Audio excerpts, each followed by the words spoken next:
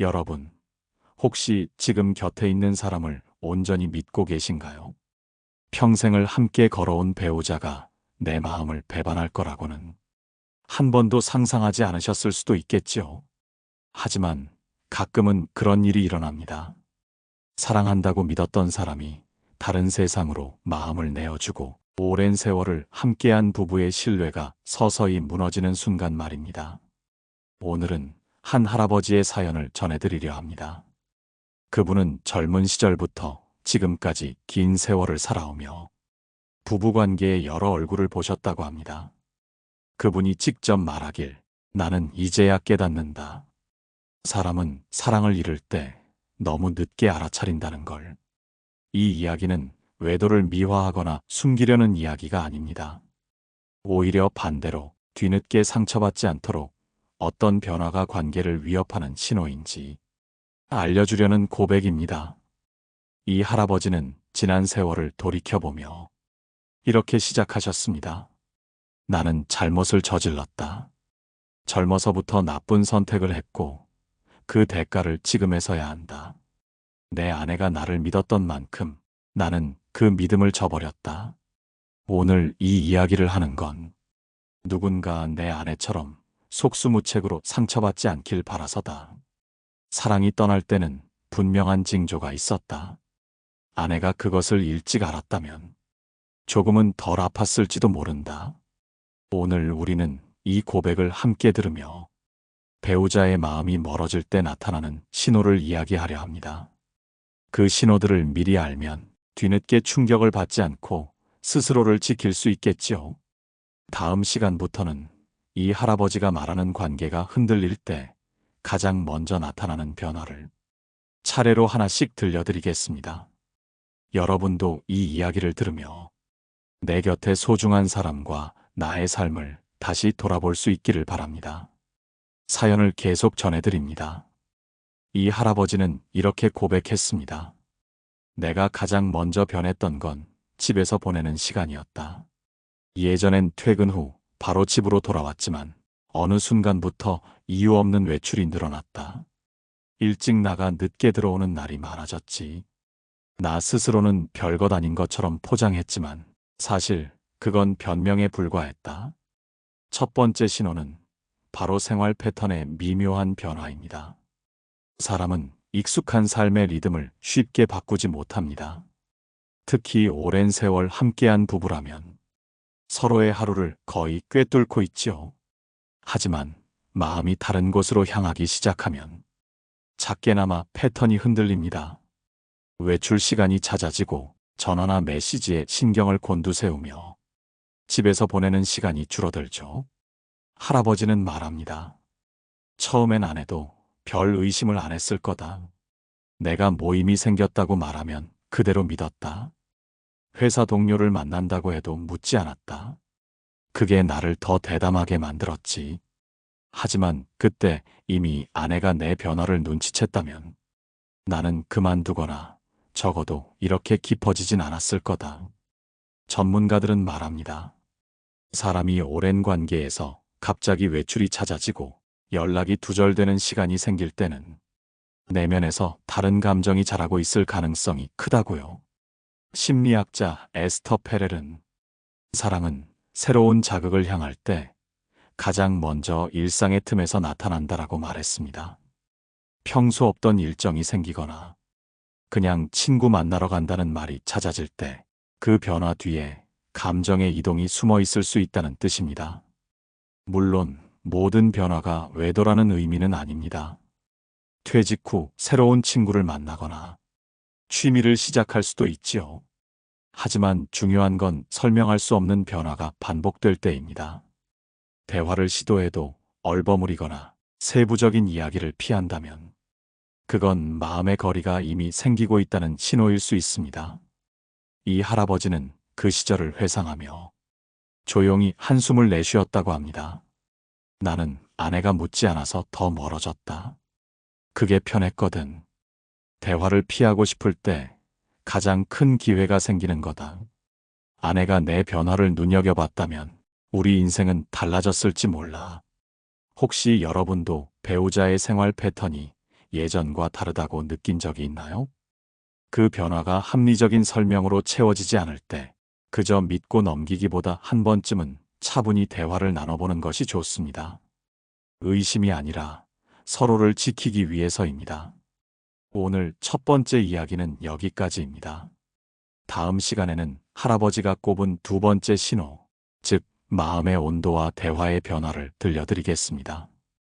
어떤 감정이 관계를 서서히 멀어지게 하는지 함께 들어보시죠. 할아버지는 이렇게 회상합니다. 나는 아내와 대화하는 시간이 점점 줄었다. 예전엔 저녁 식탁에 앉아 하루 있었던 일을 나누곤 했는데 어느 순간부터 그게 귀찮아지더라. 말 한마디를 건네기도 부담스러웠다. 대신 다른 사람과 나누는 대화가 즐겁게 느껴졌다.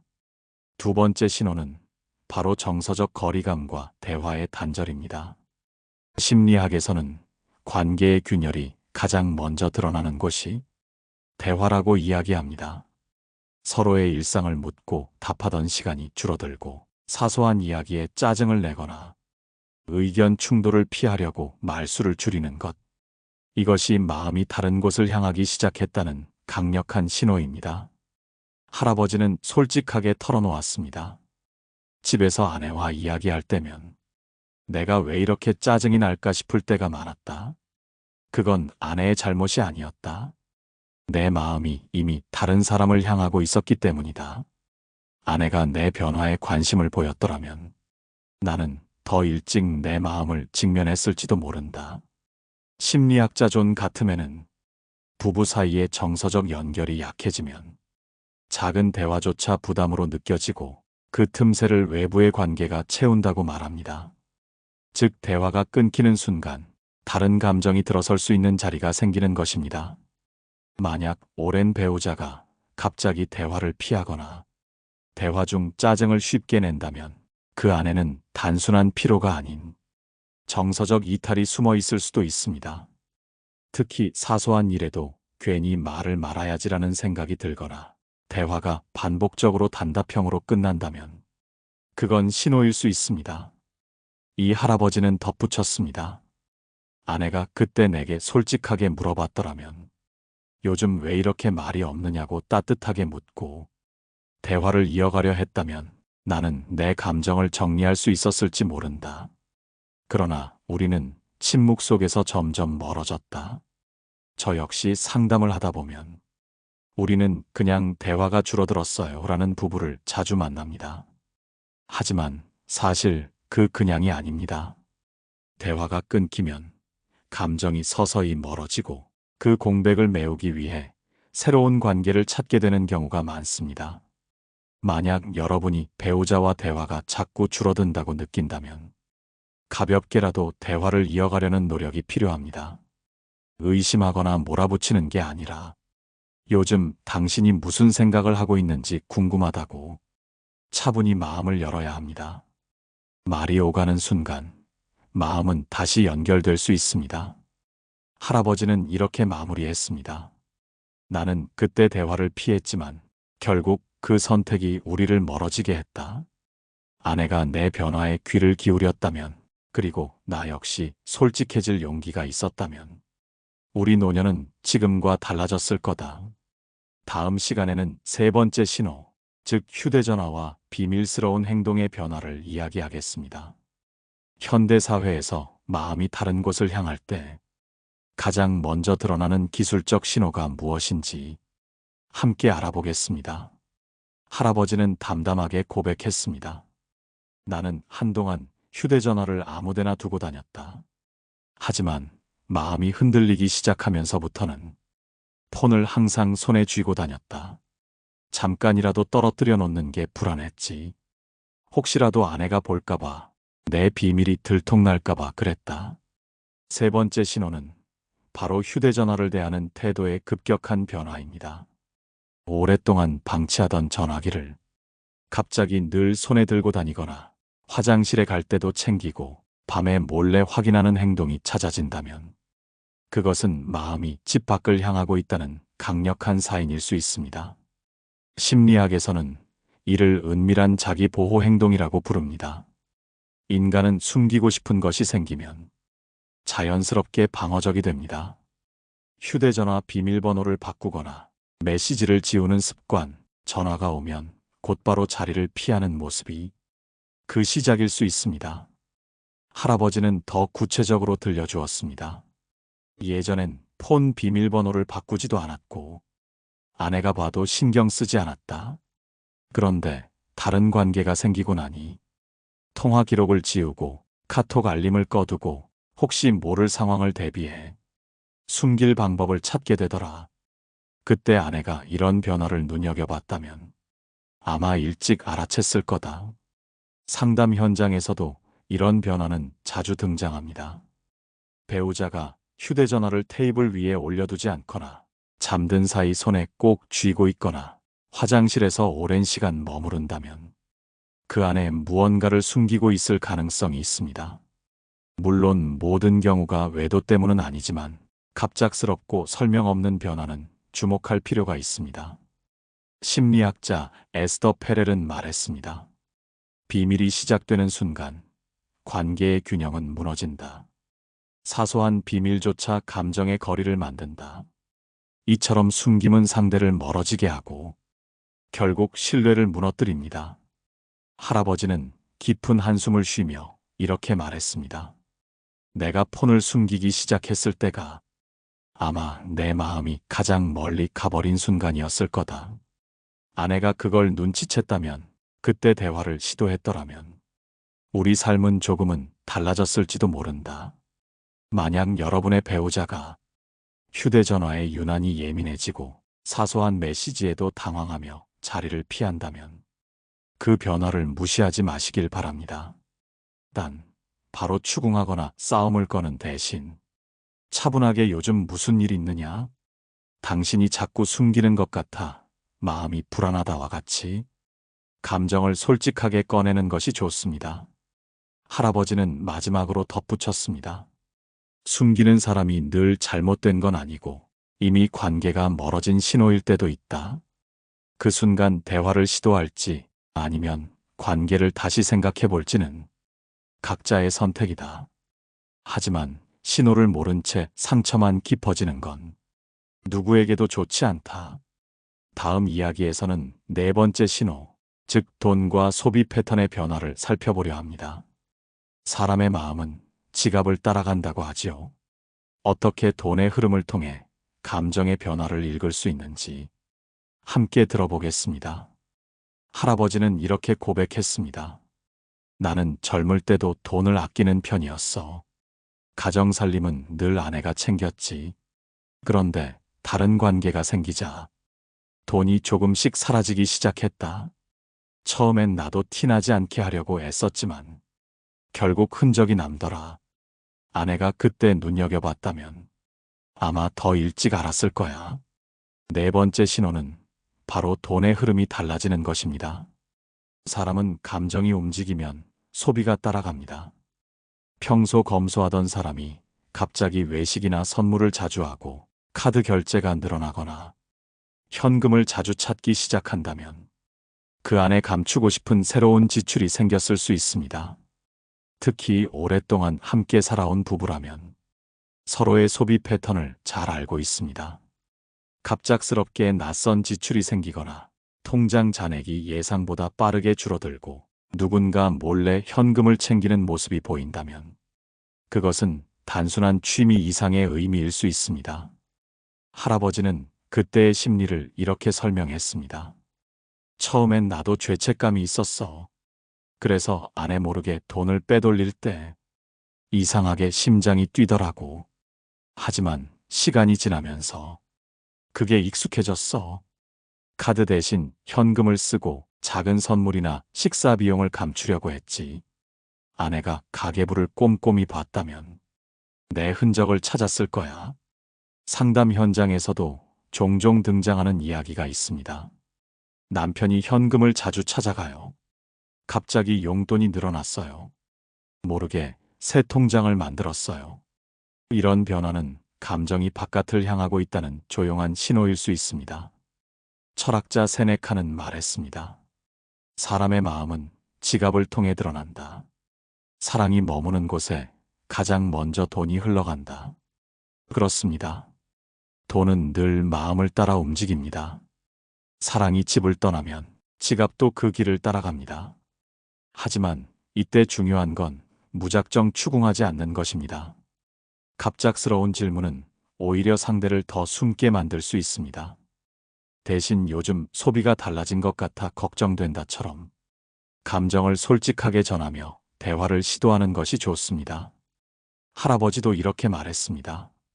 아내가 내게 조용히 물었다면 아마 난 당황했을 거야. 그리고 그때라도 멈췄을지 몰라. 하지만 아무 말도 하지 않으니 점점 더 멀어졌지. 관계를 지키고 싶다면 경제적 변화는 반드시 살펴야 합니다. 돈은 감정을 숨길 수 없기 때문입니다. 만약 그 변화가 너무 크고 대화가 닿지 않는다면 전문가의 도움을 받는 것도 하나의 방법입니다. 다음으로 이어질 이야기는 5번째 신호, 바로 정서적 거리감과 대화의 단절입니다. 이 신호를 알아차린다면 마음이 집을 떠나기 전에 붙잡을 수 있을지도 모릅니다. 계속해서 들어보겠습니다. 할아버지는 조용히 웃으며 이렇게 말했습니다. 사람이 다른 곳에 마음을 두면 가장 먼저 입이 닫힌다네. 예전에는 집에 돌아오면 하루에 있었던 일을 이야기하곤 했지. 그런데 다른 사람에게 내 마음을 털어놓기 시작하자 집에서는 점점 침묵하게 되더라고. 평생을 함께한 부부라도 마음이 멀어지면 말이 사라집니다. 집에 돌아와도 표정이 무겁고 대화가 피상적이며 함께 식탁에 앉아 있어도 각자 휴대폰만 들여다본다면 그곳엔 이미 보이지 않는 벽이 세워진 것일 수 있습니다. 정서적 단절은 작은 변화에서 시작됩니다. 오늘 하루 어땠어? 라는 질문에 예전엔 길게 대답하던 사람이 그냥 그래, 뭐 별일 없어로 짧게 답합니다. 함께 보던 TV 프로그램에도 이제는 무관심한 표정을 짓습니다. 휴대폰을 손에서 놓지 않고 누군가와 메시지를 주고받으며 웃는 모습을 보이기도 합니다. 할아버지는 그때를 떠올리며 이렇게 덧붙였습니다. 나는 바깥에서 웃고 떠들고 집에선 점점 말이 없어졌어. 아내에게 괜한 잔소리도 늘어났고 대화는 피하게 됐지. 다른 곳에서 위로를 받다 보니 집은 점점 귀찮아졌던 거야. 심리학에서도 정서적 거리감은 관계가 멀어질 때 가장 먼저 나타나는 신호라고 말합니다. 정신분석가 에리히 프롬은 사랑은 끊임없는 관심과 대화의 결과라고 말했습니다. 관심이 사라지면 말도 사라지고 말이 사라지면 마음은 더 이상 그곳에 있지 않게 됩니다. 이때 주의할 점은 왜 말 안 해? 라는 식으로 몰아붙이지 않는 것입니다. 대화를 요구하며 상대를 다그치면 더 깊이 숨게 될 수 있습니다. 대신 자신의 감정을 먼저 나누는 것이 중요합니다. 요즘 우리 대화가 줄어든 것 같아 서운하다. 당신 마음이 어디 있는지 궁금하다. 이렇게 차분히 말을 꺼내야 합니다. 할아버지는 이렇게 말했습니다. 내 아내가 어느 날 내 앞에서 울며 말했어. 요즘 당신과 대화가 너무 힘들다고. 그 한마디에 내가 얼마나 당황했는지 몰라. 잠시 정신이 번쩍 들었지만 이미 나는 다른 곳에 너무 깊게 발을 들이고 있었지. 정서적 거리감은 단순한 무관심이 아닙니다. 그 사람의 마음이 이미 다른 곳에 있음을 알리는 조용하지만 강력한 신호입니다. 이때 용기 내어 대화를 시도하거나 전문가와 상담을 통해 감정의 골을 메우는 것이 필요합니다. 방치하면 그 거리는 걷잡을 수 없이 멀어집니다. 마지막으로 할아버지가 전하는 6번째 신호가 남아 있습니다. 이 신호는 앞에 어떤 징후보다 더 결정적이라고 할 수 있습니다. 그것을 놓친다면 뒤늦게 후회하게 될 수도 있습니다. 이제 마지막 이야기를 들어보겠습니다. 마지막으로 전해드릴 6번째 신호, 할아버지가 말한 가장 결정적인 징후는 바로 감정의 온도 변화입니다. 할아버지는 긴 한숨을 내쉬며 이렇게 말했습니다. 사람이 다른 사랑을 시작하면 그 감정이 집안 공기까지 바꾼다네. 나도 그랬지. 아내를 향한 온기가 서서히 식고 다른 사람을 떠올릴 때만 설렘이 살아났어. 결국 집에서는 차갑고 무심해졌지. 이건 아무리 숨기려 해도 표정과 태도에서 티가 나게 되어 있더군. 사랑은 감정의 온도를 바꿉니다. 예전에는 사소한 말에도 웃던 사람이 이제는 피곤하다는 핑계를 대고 대화를 피합니다.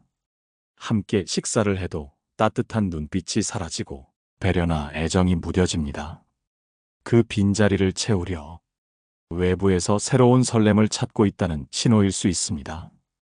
이 감정 변화는 아주 미묘하게 다가옵니다.